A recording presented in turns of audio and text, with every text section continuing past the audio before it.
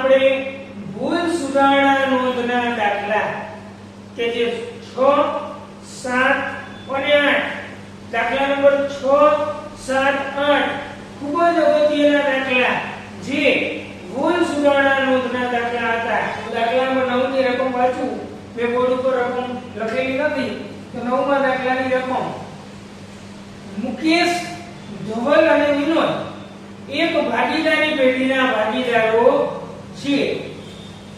તેઓની મૂડીનું પ્રમાણ 4:2:3 નું છે. તેઓની મૂડીનું પ્રમાણ આપ્યું એ ચેકી નાખજો દરેક વિદ્યાર્થી ભાઈઓ અને બહેનોને નમ્ર વિનંતી, મૂડીના પ્રમાણમાં નફો નુકસાન વેચાય નહીં તો મૂડીનું પ્રમાણ પેન્સિલથી ચેકી નાખજો. ચેકી જ નાખવાનું કીધું એ પેન્સિલથી ચેકી નાખ. હાલો મુકેશને નફામાંથી ઓછામાં ઓછા 35,000 મળશે એવી ખાતરી. મુકેશને 35,000 ઓછામાં ઓછા મળશે એવી ખાતરી ધવલ અને વિનોદે આપી. કોને કોને ખાતરી આપી? ધવલ અને વિનોદ. એ ડોટ દયા દિયા કે ભાઈ મુકેશ તું આવું કરે તો ઓછામાં ઓછા કેટલા આપશું અમે આખા વર્ષના? 35,000. કેટલા આપશું? 35,000. આવા ડોરાવેલા કોને કર્યા? ધવલ અને વિનોદે. કેને આપવાનું કીધું? મુકેશને. રેડી? હાલો આવી ખાતરી ધવલ અને વિનોદે આપી છે. વર્ષના અંતે પેઢીનો નફો ₹90,000 થયો હોય. કેટલા રૂપિયા પેઢીનો નફો આપ્યો હોય? 90,000. તો ભાગીદારો વચ્ચે નફાની વહેંચણી કેવી રીતે થશે? ભાઈ આમાં એવું થયું મુકેશને કેટલા આપી દેવાના? 35,000. જો 35,000 ની જાજા મળે તો કઈ ચિંતા જ નથી, પણ કદાચ માની લ્યો 30,000 જ મળે. કેટલા મળે? કદાચ માની લ્યો 30,000 મળે તો મુકેશને કેટલા આપવા પડે? 5,000 પેલા પૂરા કરી દેવાના. કેટલા કરી દેવાના? 5,000. એટલે મુકેશને 35 જડી ગયા. હવે આ 5,000 રૂપિયા ઓછા આવ્યા ને, એ 5,000 ઓછા ધવલ અને વિનોદ દોઢ ડાયરો વેળા કોને કર્યા હતા? 2 જણા. જો ધવલે એમ કીધું કે હું એક ખાતરી આપું તો ધવલ 5,000 ભોગવે, પણ આ 2 દાખલામાં આ દાખલામાં એ બંને વ્યક્તિ ધવલ અને વિનોદ એ બેના નફામાંથી કાપી લેવાના. પણ કેટલા કેટલા કાપવાના? તો નફા નુકસાનના પ્રમાણમાં. તો નફા નુકસાનનું પ્રમાણ આ દાખલામાં આપેલું નથી, તો ધવલ અને વિનોદનું નફા નુકસાનનું પ્રમાણ આપેલું નથી, ત્રણેયનું નફા નુકસાનનું પ્રમાણ આપેલું નથી. તો સરખા હિસ્સે આવે. કેવા હિસ્સે આવે? નફા નુકસાનનું પ્રમાણ આપેલું ન હોય તો ભારતીય ભાગીદારી કાયદા મુજબ સરખા હિસ્સે નફા નુકસાનનું પ્રમાણ ગણાય. રેડી? તો આપણે આ દાખલાની ગણતરી કરીએ. આન્સર જો બોર્ડ ઉપર રકમ લખેલી નથી એની પીડીએફ ફાઇલ તમને મોકલી દીધેલી છે WhatsApp માં, તો 9મા દાખલાની રકમ આ વિડિયો તમે સમજતા હોય ત્યારે સાથે રાખવી જરૂરી છે. આનો આન્સર વિગત પેલા ભાગીદારનું નામ છે મુકેશ, ધવલ અને વિનોદ. એટલે હવે કુલ મુકેશ, ધવલ અને વિનોદ. આ તો આપણે નફાની વહેંચણી કરી. કેવી વહેંચણી કરી એટલે ખબર પડી જશે કે મુકેશને કેટલા આપવાના? નફાની વહેંચણી. આ દાખલામાં મૂડીનું પ્રમાણ આપ્યું છે. મૂડીના પ્રમાણને ક્યાંય લેવા દેવા હોય નહીં. નફાનું પ્રમાણ આપેલું નથી, નફા નુકસાનનું પ્રમાણ આપેલું નથી, એટલે સરખા હિસ્સે વેચાય. કેવા હિસ્સે વેચાય? સરખા. એટલે કેટલા ભાગ પડે?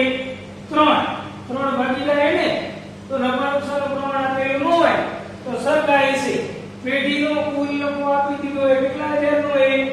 90,000. તો 90,000 ને સરખા હિસ્સે વેચો તો કેટલા હિસ્સે આવે? મુકેશના કેટલા આવે? 30. ધવલના કેટલા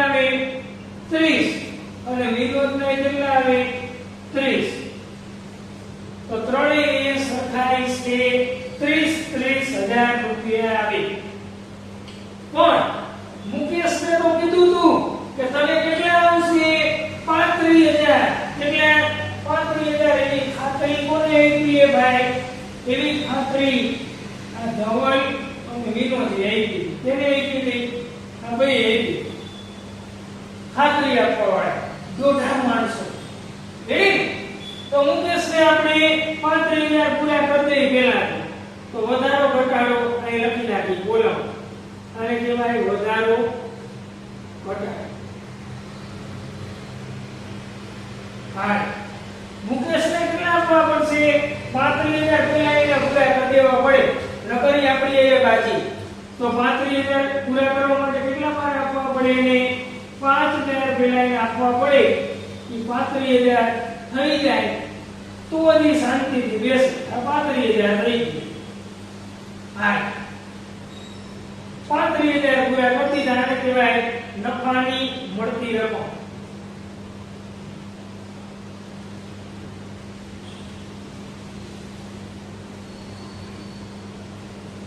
₹5,000 મુકેશને આપી દીધા એટલે મુકેશ શાંતિથી બેસી જાય. એ 35,000 ની ખાતરી હતી. કેટલા હજારની હતી ખાતરી? 35,000 ની. કેટલાની બધું આ ખાતરી આવી ગઈ ને 35,000 ની. એ 35,000 આપી દીધો એટલે હવે મુકેશનું કામ પૂરું. હવે આ ₹5,000 આ બે ભોગવશે. કારણ કે દૂધ દયા કોણ થયા હતા? ભાઈ એ ભાઈ એમાંથી બાદ કરી લઈશું. ભાઈની રકમમાંથી 5,000 વેચીને બાદ કરી લઈશું. કયા પ્રમાણમાં? તો નફા નુકસાનના પ્રમાણમાં. નફા નુકસાનનું પ્રમાણ કેવું છે? આ નીકળી ગયો. ત્રણેયનું કેવું છે? સરખાઈ છે. કેવું છે? સરખાઈ છે. કેવું છે? સરખાઈ છે. 1:1. તો આ નીકળી ગયો. તો ₹5,000 લે એ કયા પ્રમાણમાં વેચવાના? નફા નુકસાનના પ્રમાણમાં. તો નફા નુકસાનનું પ્રમાણ આપી દીધું કેટલું છે? 1:1. તો આપણે 1:1 માંથી એટલે 5,000 ભાગ્યા 1:1 માં વેચો 5,000 ને. તો 5,000 ભાગ્યા 2 ગુણ્યા 1 કેટલા આવે? ₹2,500 બાદ કરવાના થાય. આના કેટલા બાદ કરવાના થાય? 2,500. અને તો લેસ થઈ ગયા 5,000 પ્લસ ને 5,000 માઈનસ. હાલ તો કેટલા આવશે? આને આ ₹5,000 મે 1:1 માં વેચ્યા. 5,000 ભાગ્યા 2 કુલ પ્રમાણ કેટલું થાય? બેનો સરવાળો કેટલું થાય? 1:1 એટલે કુલ કેટલું થાય? 2. 5,000 ભાગ્યા 2 ગુણ્યા 1 એટલે કેટલા આવ્યા? 2,500. બાદ કરવાના થાય. જો રાવેડા કર્યા હતા ને ઈ આને 5,000 આપ્યા ને ઈ બેના બાદ કર્યા બેમાંથી. રેડી? તો અહીંયા બાદબાકી કરી તો કેટલા રૂપિયા વધે? 27,500. અને કેટલા વધે? 27,500. અને કેટલા વધે? નફો તો કેટલો હોય? 9,000. પણ અંદરો અંદર નફાની બદલી થાય અને આમનો લખવાની થાય તો આને રૂપિયા આપ્યા અને એ પણ આને મૂડી ખાતું જમા થાય 5,000 થી. આ બેનું મૂડી ખાતું થાય આમનો લખવાની કીએ તો ઉધાર. આ બેના મૂડી ખાતા ઉધાર થાય અને આપવાના છે એટલે આનું મૂડી ખાતું જમા થાય. વધારો ઘટાડોની રકમથી આમનો લખાય. તફાવતની કોલમ હતી ને છેલ્લે, આમાં તફાવતની કોલમ છેલ્લે નથી, વેચમાં આવી ગઈ. ખાલી નફાની વેચણી પૂછી તો દાખલામાં અહીંયા પૂરો આમનો લખવાની જરૂર છે. રેડી? હાલો તો હવે એના પછીનો દાખલો આપણે જોવા જઈ રહ્યા છીએ. દાખલા નંબર 10. દાખલા નંબર 10 ની રકમ આપણે વાંચી લઈએ. તો દાખલા નંબર 10 એ આપણે કઈ એવો દાખલો આપ્યો એ મૂડી પર વ્યાજ. જેનો મૂડી પર વ્યાજ તમને કહી દઉં. દાખલા નંબર 10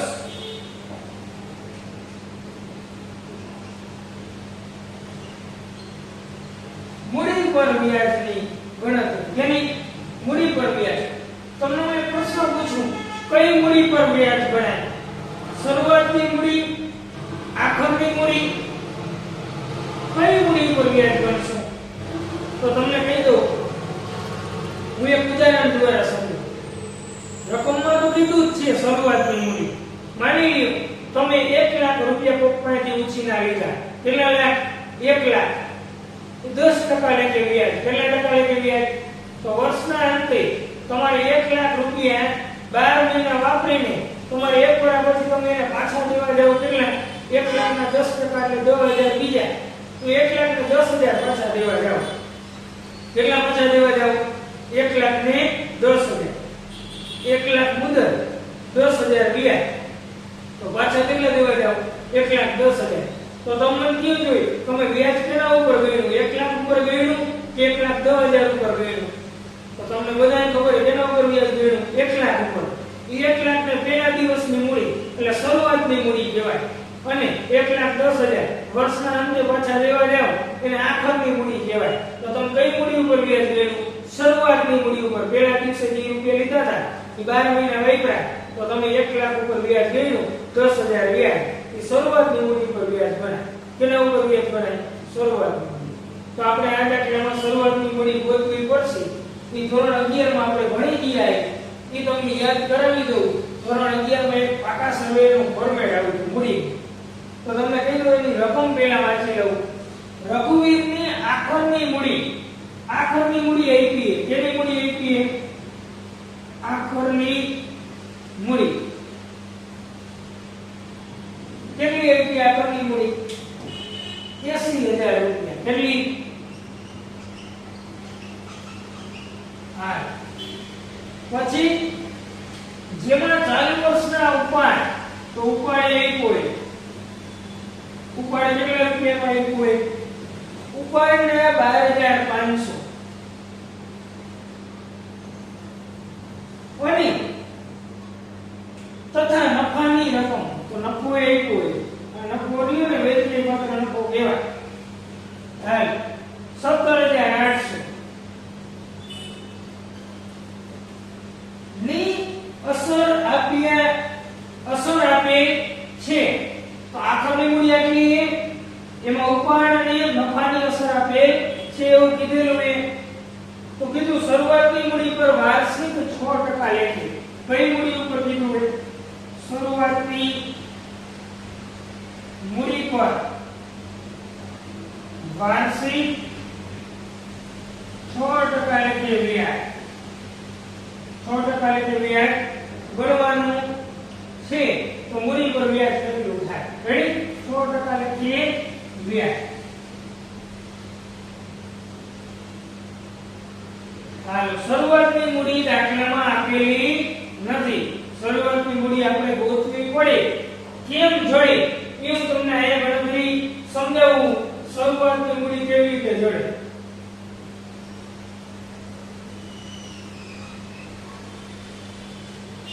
ધોરણ 11 માં એક પાકા સર્વેમાં મૂડીનું ફોર્મેટ આવ્યું મૂડી દેવા આવ્યું કેનું પાકા સર્વેમાં ધોરણ 11 માં લઈ જવું તમને ગણિતમાં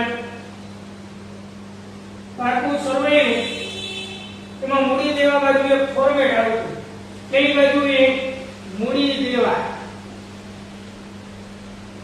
રકમ ખાલી બાજુ મિલકત લેણા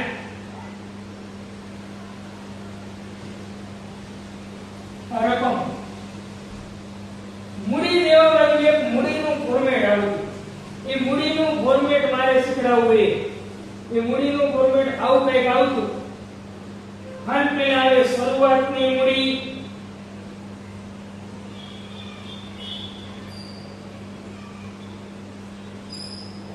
પછી આવતું પ્લસ વધારાની મૂડી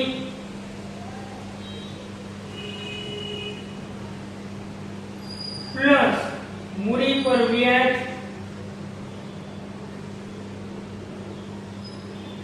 પ્લસ વેચણી પાત્ર નફો અથવા ચોખ્ખો નફો જે હોય ધોરણ 11 માં ચોખ્ખો નફો શબ્દ હતો કેવો હતો ચોખ્ખો નફો આ બધાનો સરવાળો એમાંથી બાદ કરતા આપણે ઉપાડ પર વ્યાજ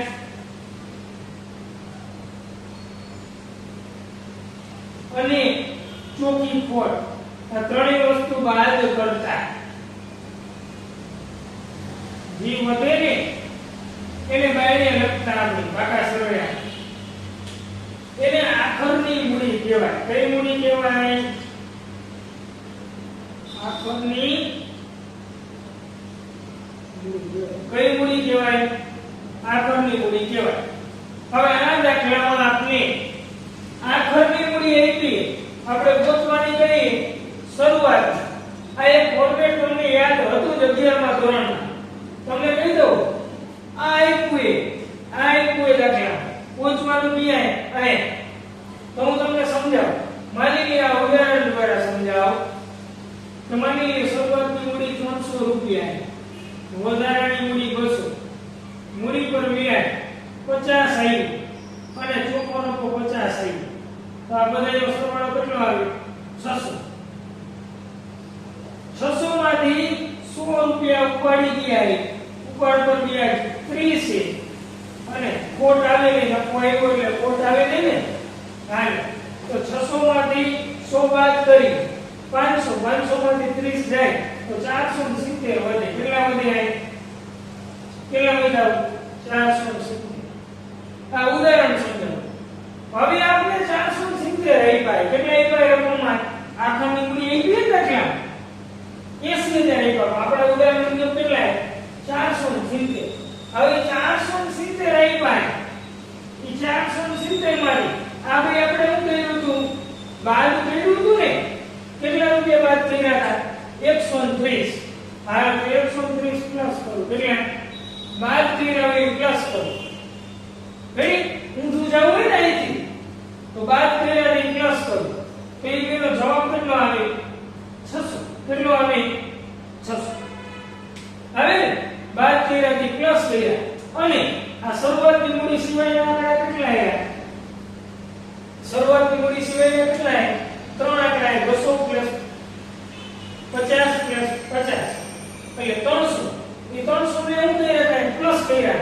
એ પ્લસ કર્યા તે હું કરી નાખું, માઈનસ કરી નાખું. જવાબ કેટલો વધે? 300. કેટલો વધે? એ 300. 300 એટલે કોણ? શરૂઆતની મૂડી. કોણ કહેવાય? શરૂઆતની મૂડી. તો તમને કહી દઉં કે જે પ્લસ કર્યા હોય એ બાદ કરવાના અને બાદ કર્યા હોય પ્લસ કરવાના એટલે આપણે શરૂઆતની મૂડી જડી જાય. હવે એ જ દાખલો આપણે અહીંયા ગણીએ. રેડી? એ જ દાખલો આપણે અહીંયા ગણી લઈએ. કારણ કે આ દાખલામાં બધી વિગત આપેલી નથી. હવે જોતા આખરની મૂડી